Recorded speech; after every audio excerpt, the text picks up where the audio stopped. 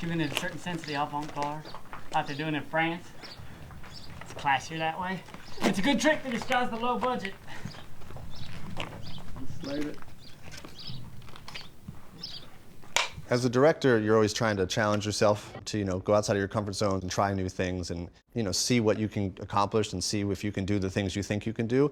And I think for actors, it's the same. I think that people are always looking for an opportunity to not only challenge themselves, but to push themselves to do something that's a little scary and that's very rewarding if they pull it off.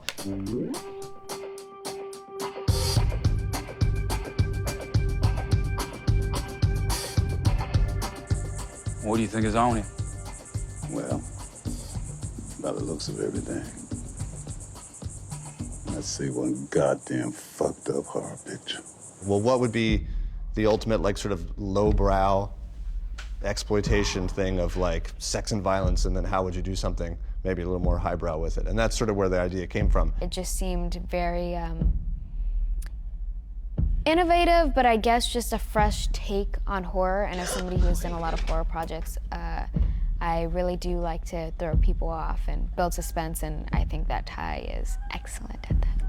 And he talked about how he wanted this movie to be a love letter to film, but also sort of the parallels between the way early horror and this sort of slasher culture of horror and the culture of independent genre filmmaking, and sort of parallels with the beginning of the pornography industry. At the time in the 70s, porn was starting to become more of a viable way of making movies. Otherwise, you were sort of locked out of the film business unless you had movie stars or were from Hollywood or something like that. But what porn in a way did was sort of level the playing field for people to get into the movie business. Hollywood, here we come. No, ma'am, we don't need Hollywood. These type of pictures turn regular folks into stars. We're gonna do it all ourselves. Ain't that right, RJ? Yes, sir. And that was particularly speeding up in the 70s and heading into the 80s with VHS and things like that. So there's people who saw an angle, and they each had their own angle with it. And I don't know, I'm just very charmed by people who have an entrepreneurial spirit. I've been a fan of Ty's work for a long time. I think he's a very special director. And then I read the script and I thought it was completely outrageous and brilliant.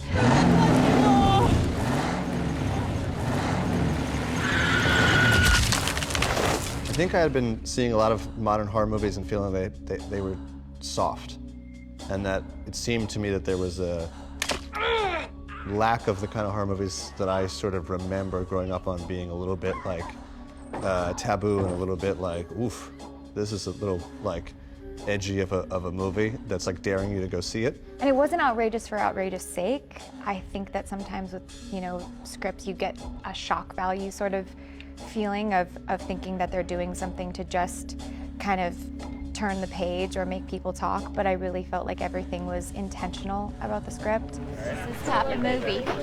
I think for a lot of actors, playing against type is, that's a buzzword that I think you hear, oh, you played against type.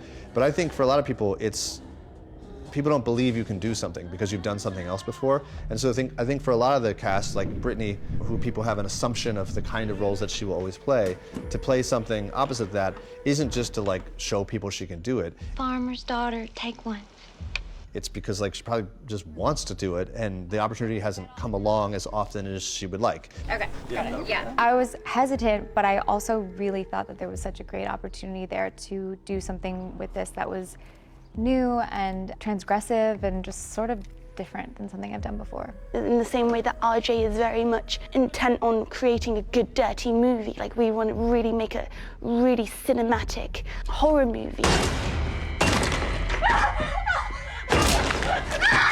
You just make things worse! Horror films are some of the most fun, if not the most fun. And I say this because when you're creating a horror film, it's the sole purpose is entertainment.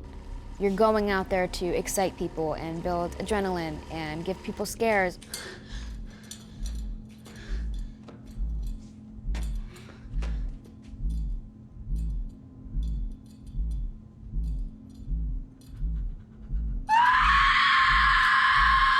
She's a horror princess.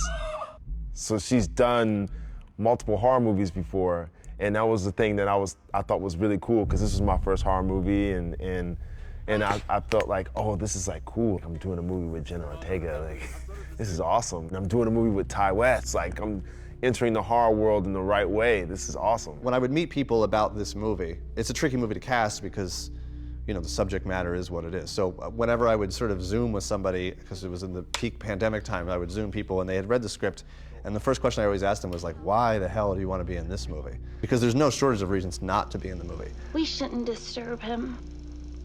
It would only make him angry. You wouldn't like Daddy when he's angry.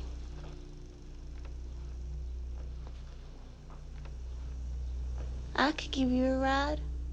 And I think whoever had a sort of a really compelling answer to that, like, I think started a really good conversation. And I think Brittany, when I met her, she just had a very specific reason why, and she should probably tell it. And I remember thinking when I initially read the script that this movie was kind of a horror lens on time and beauty and the juxtaposition of these people who are taking it for granted because you do that when you're young, juxtaposed with older people who are running out of time, and how scary that is for so many people. Why should you get to have it all?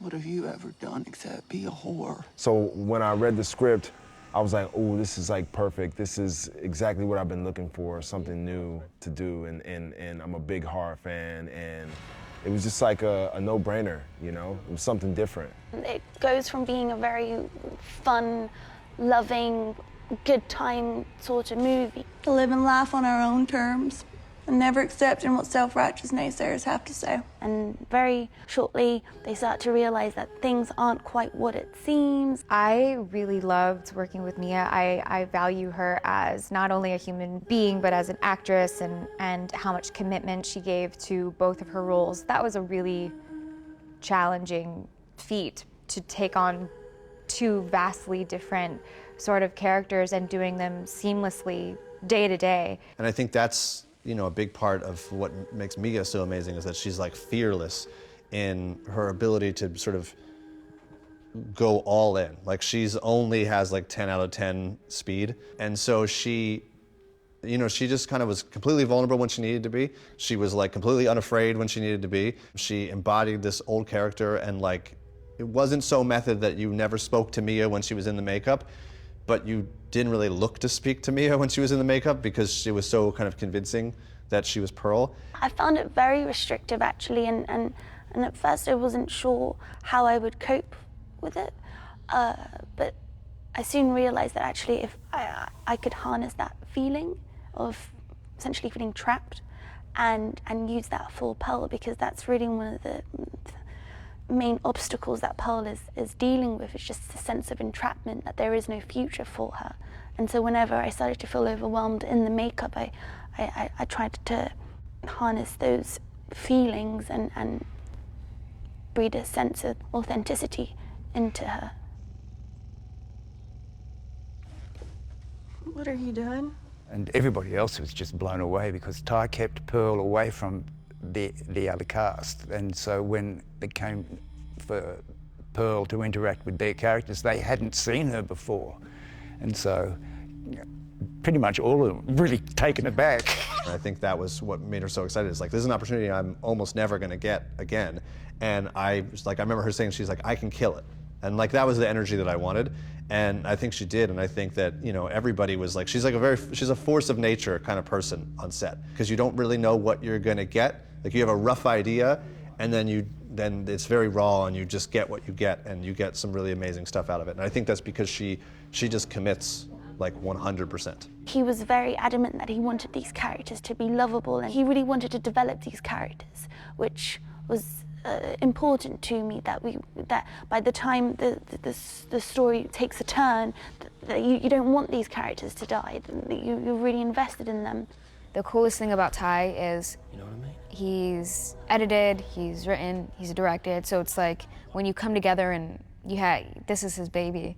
So I think having created the characters, having set the world, having decided certain shots and coming up with these shot lists of what he wants from this film, I think that when it came down to actually filming on set, there was really just one way. I remember even some of my castmates were talking about this, where it's, oh, they would think about preparing their lines a certain way the night before, but then they would just kind of throw it away because they knew that they were going to come on set and Ty was going to tell them, no, it should be exactly like this. When you come back in, if you can be like, you know, and you're like, ah, and because remember, he hits you, you come in, and there's like a gap where he says like, you're just making it worse. And you were here like freaking out for a little bit before you came back up there. So it's going to be a good time to feature this. So basically when you scream, you can play it up a little bit, and then when you come back down to here, you can be like, oh shit, my hand. It's his take on it.